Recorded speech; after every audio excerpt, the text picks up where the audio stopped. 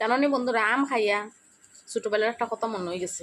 আমরা তো বস্তি জায়গাত বাড়ি, বৃষ্টি দিলেও বালতি লইয়া দৌড় মারতাম আম তো কইবা লাগে, এদিকে মা চিল্লাইতা আওরে আও গাছ ভেঙ্গা পড়বো। আমরা আম খাইতাম, খাইয়া এই বড়াটারে শুকাইয়া ভিতরে যে বিচিটা আছে এটারে বাইর হইয়া আমরা বাসি বানাইতাম, বানাইয়া বাজাইতাম, খুব মজা লাগতো। আর ওখান গাছের আম খাওয়া তো দূরে কথা, স্বপ্নেও দেখি না, মানে গাছ থেকে ফাইরা আইন না যে খাসা আম দিয়ে ভর্তা খাইতাম, বা ফাঁকনা আম দিয়ে আম সত্য বানাইতাম, খাসা আম দিয়ে আচার বানাইতাম, আমরা মায় বানাইতাম। এটা পাই না বাজারতেই যদি কিনিয়া আনিতে খাইতাম, নাইলে নাই। কালকে তোমরা দাদাভাই আম আনছে, এটা এটার নাম বলে আমার শাশুড়ি মা করছেন, এটার নাম বলে চুষনি আম। চুষনি আম বলে আমি শুনলাম না কোনোদিন, এটা না আমের নাম চুষনি আম, তাই না কইরা চুষনি আম। আমার বাজারে গেলে আমি কইয়া দিই চুষনি আম আনিও।